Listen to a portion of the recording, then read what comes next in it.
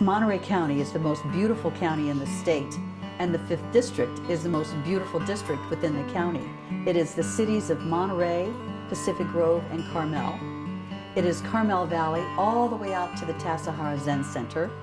It's Highway 1 from Carmel all the way down the coast through Big Sur to the San Luis Obispo County line.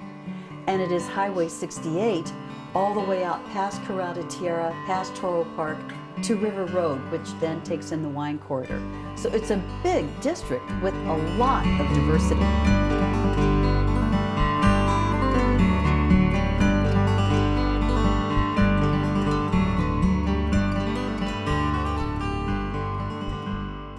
I am new to politics. This is the first either elected position or any kind of government position that I've ever held.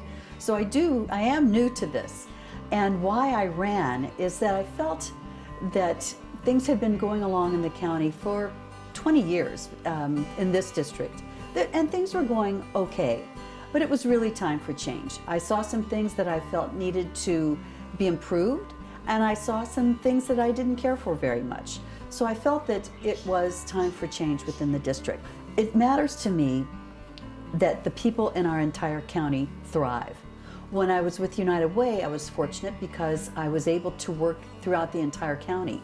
So I saw a lot of things. I saw a lot of people who were in great need in all districts in the county. And I think bringing that knowledge to the board really helps not just my own district, but the entire county, because my decision making includes what's good for so many of the different parts of the county. And I think that's really important. I have tremendous information and knowledge about some of the key problems that exist in our county, whether it's low-income housing, or if it's a lack of affordable housing, or if it is the absence of jobs that we need to have here so that people can raise their families. Their children can either stay here and go to school or go away to school, but they can come back and have jobs that provide a sustainable wage so that they're able to buy a home and raise their own families here.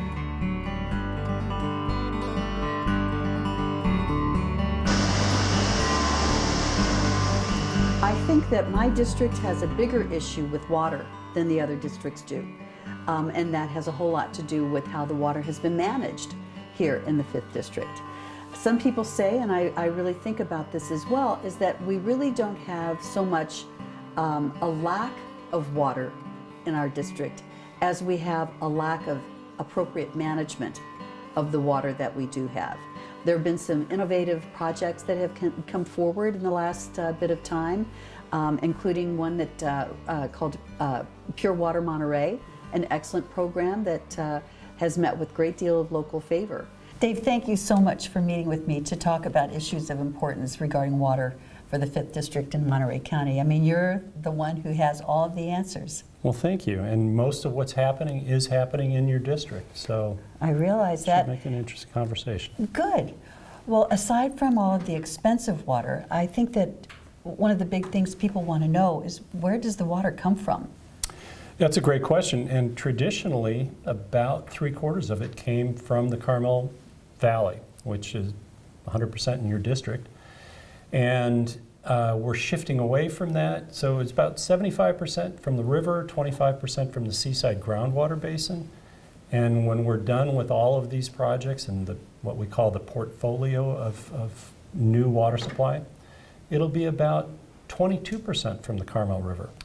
And we're shifting to about 40% from desalination, should all things be successful. And another 1/4 of it from the Pure Water Monterey Recycled Water Project. And then fill in the blanks with some of the other smaller projects. Well, I had the opportunity to go to the groundbreaking and to tour the Pure Water Monterey County plant, and it is very impressive.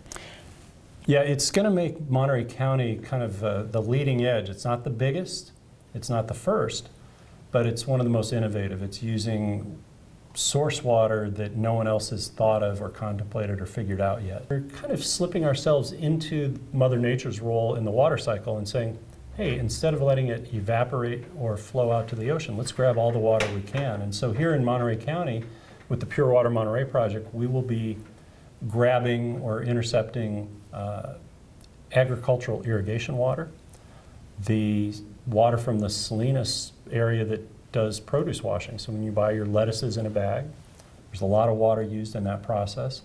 Some wastewater and some stormwater. So 4 different sources all combined together to provide advanced purified water for drinking. I've heard people say that in our county we actually don't really have a water problem, we have a water storage problem.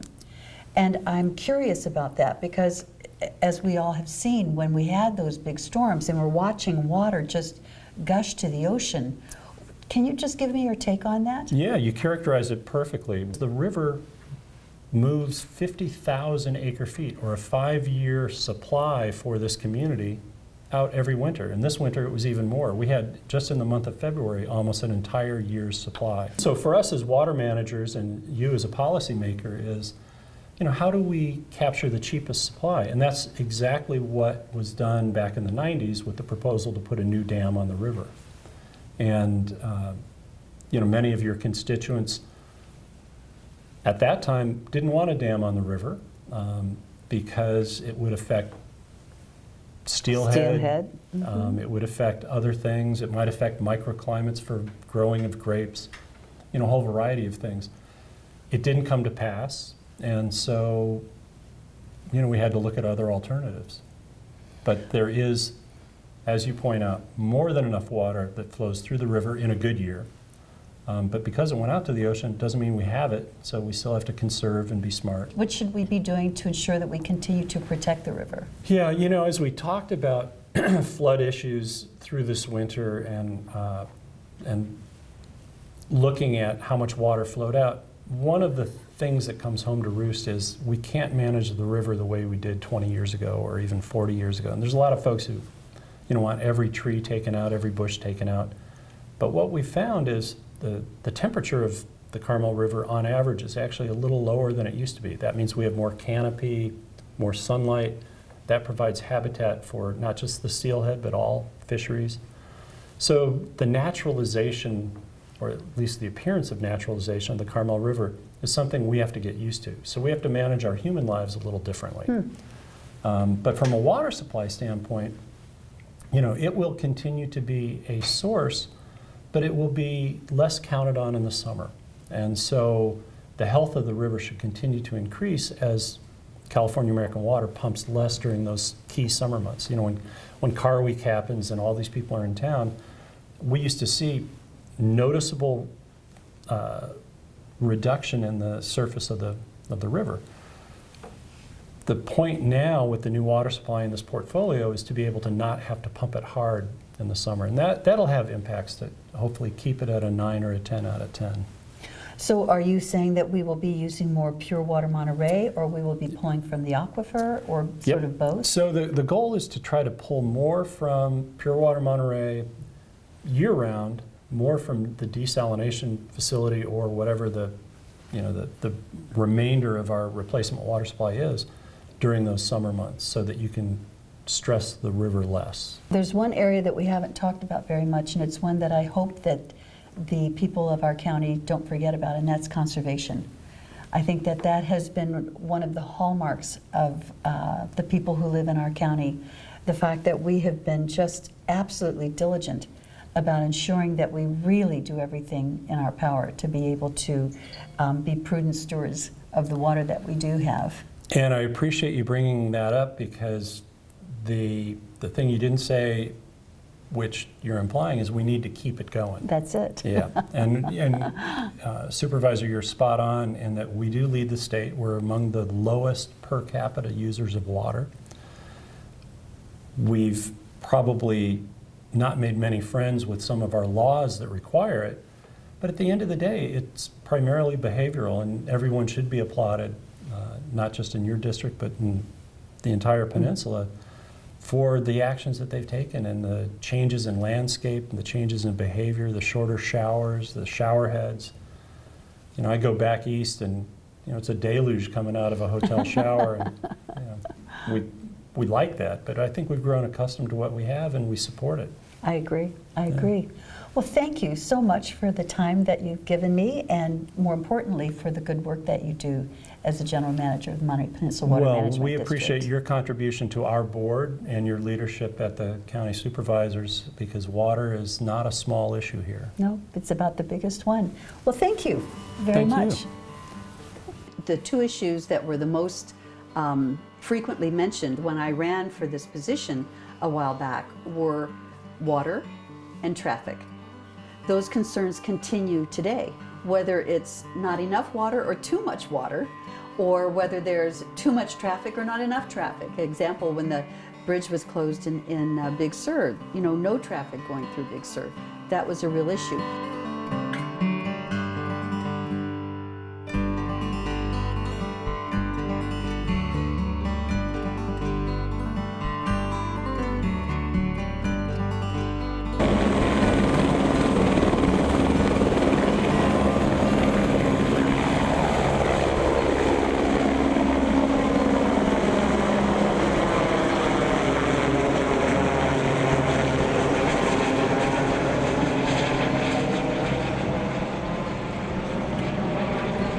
Today is such a big day because what we've organized is a food drop for the people who live on the other side of the Pfeiffer Canyon Bridge in Big Sur.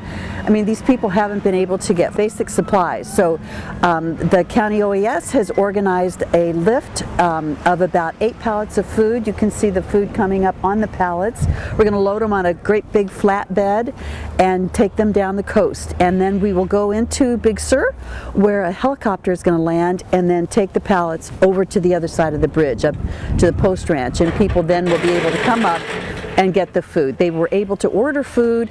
A group of volunteers from Carmel Middle School did the shopping. People had grocery lists. Safeway has been incredibly helpful. They boxed all the food, so now we're in the position of being able to take it down for delivery. Today I had the chance to drive one of the trucks down loaded with a pallet, and we were putting things in. As I was loading the truck, I saw that there was a box of homework for the Big Sur students, and they were science books. And as I looked in the box, one of the teachers had written a note that said, "We miss you in science class." So it was a great treat for me to be able to ferry that box from Safeway down to the park and then personally put it in the helicopter to know that it'll be delivered so that the kids can continue their education. This is a real problem that we've got. This is not just a few people. This is 400 people isolated. A huge community thank you. The SPCA, the people from the grocery stores, the wineries, people have really come together to help the folks in need in Big Sur.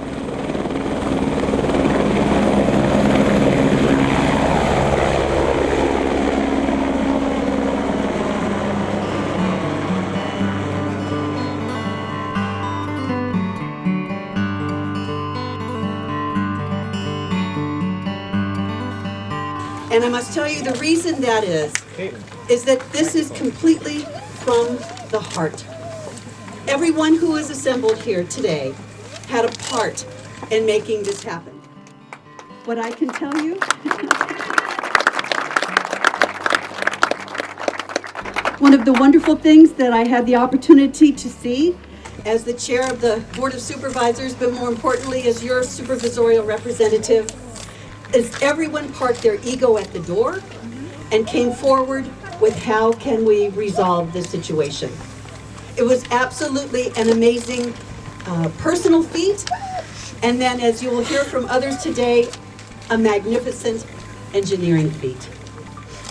There were so many personal stories that came out of this situation. First the floods, first the fires of course, then the floods, and then the bridge going down. There were so many people to thank today who went out of their comfort zone to make a situation that was absolutely untenable and absolutely unlivable take place. Ready on 1, 2, 3.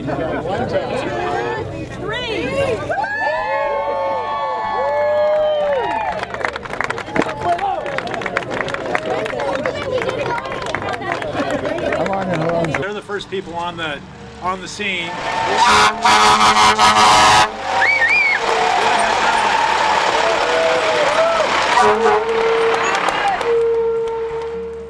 There's definitely commonalities among all of the districts, but if you want to specifically look at District 1 and District 5, some time ago I took Luis Alejo down to walk over the trail that had been built down in Big Sur, connecting the northern part of Big Sur to the southern part while the bridge was down.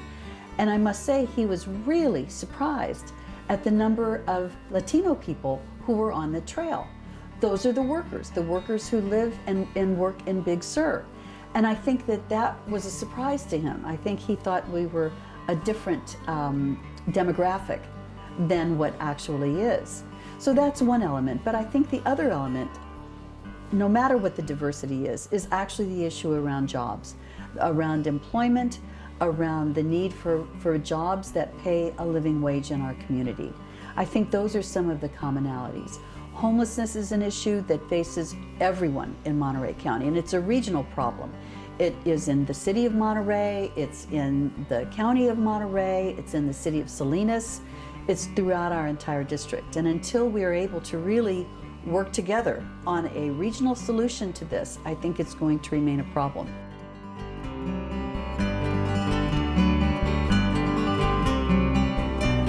Well, it's a real honor for me to get to talk today with Dwayne Woods, who is Assistant County Administrative Officer, but most importantly, from my perspective, is that he handles the budget. A budget is a plan, and a budget is how you ensure transparency in government. And I kind of wanted to talk to you and get your thoughts about that, whether you agreed with that or just what your take is on it. You've done a lot of these budgets for the county, I know that.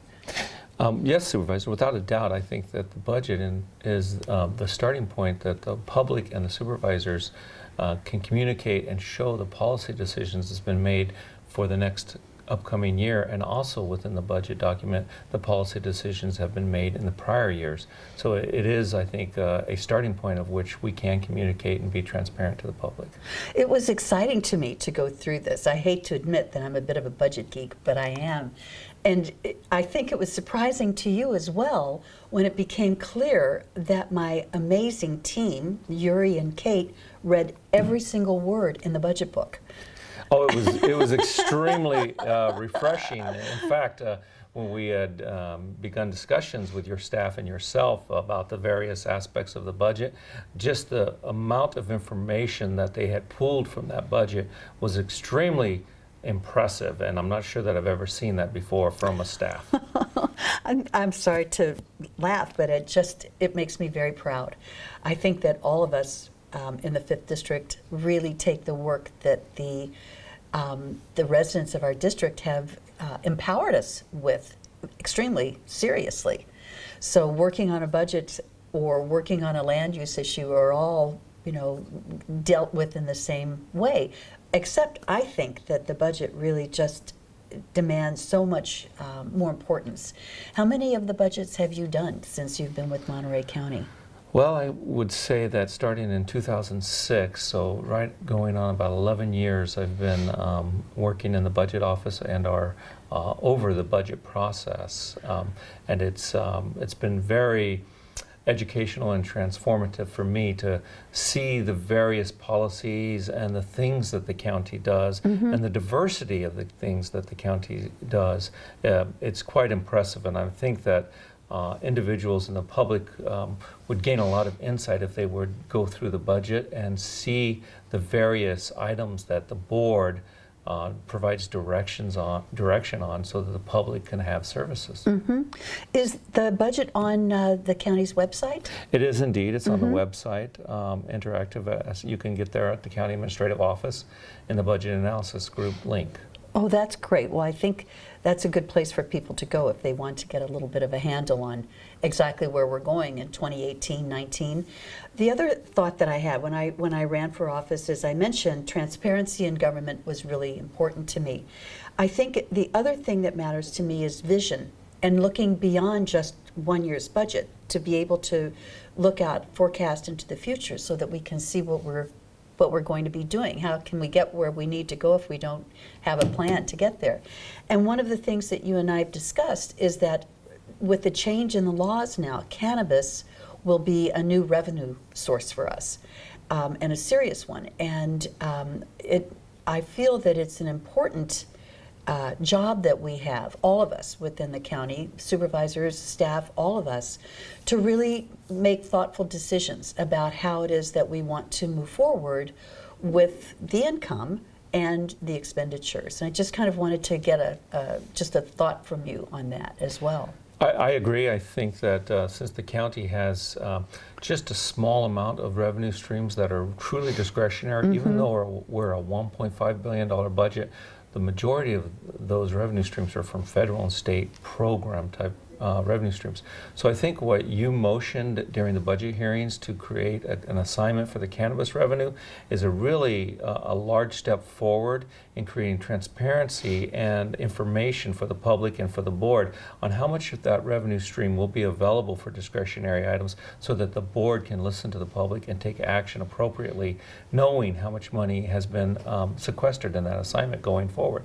You know, I think most people may not know what an assignment account means. Could you just describe that a little bit? Yeah, it's just an accounting or budgeting term in which we will sequester or place specific funds in a holding account, sort of as a savings account. Think of it as a savings account in your everyday life. So the board has made an assignment for those cannabis revenues to place in that savings account so that the board can keep its eye on it and know where it wants to allocate those revenues and those resources in the future. So in fact, that's kind of an easy way to think of it, as a savings account. As a savings account. I like that. I also like the thought of really being able to see how much is actually going to come into our county from cannabis taxes. I've heard so many people throughout the very short period of time that I've been in elective office spend the cannabis money. I mean, it's been spent 60 times over, I'm sure, but I think it's pretty clear that none of us has an idea of what the revenue stream will really be like.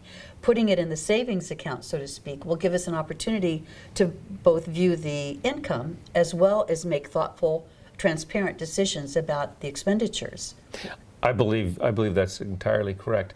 As a matter of fact, knowing that it is a new industry, not understanding exactly where that industry will head both locally here and nationally, being aware of what that revenue stream's flow is, because it may be changing throughout time. I think the step that the board made in you taking that leadership role will allow us, that extra position of stability and knowing what we're doing with those revenues and where they're headed. So I'm happy that you say that, and I'm also very thankful that the other members of the Board of Supervisors, to a person, agreed and voted 5-0 to put the cannabis money in a savings account. So I'm pretty pleased with that. Yes, that was a very good action by the board. Thank you, and I just want to say thank you so much for all you do for Monterey County and for the residents who live here who probably never see you and aren't aware of what it is that you do, but knowing that it's an absolutely critical role that you play, and I thank you very much for that.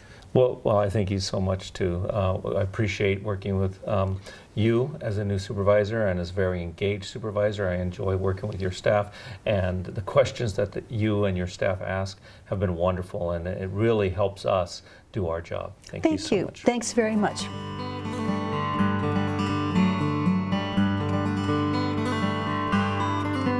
Sometimes people ask me, what do I do in my off time? And the truth of the matter is, I feel like I work all the time, but my work incorporates many of the things that I enjoy doing in my spare time.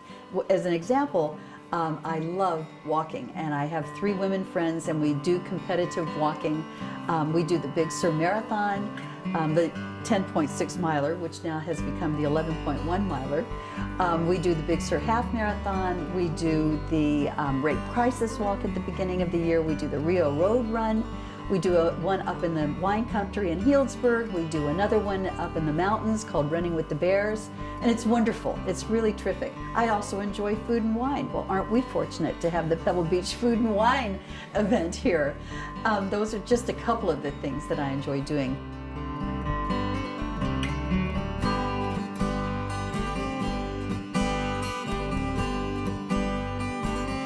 One of the things that I think is most important for any woman in any position, whether it's government, whether it's politics, whether it's teaching, or it's the corporate world, the thing that you have to have is absolute grit. You have to have grit, you have to have confidence, and you have to have the ability to bring people around you who are going to support you in your efforts. That's what I have. And I'll tell you that it is not something that a lot of people look at me and think is there. I view what I do as a tremendous honor, and I feel so lucky every day to be able to do what I'm doing. I really enjoy it. It makes a big difference in people's lives, and if I can help in just one small way, it makes me feel really good to do that.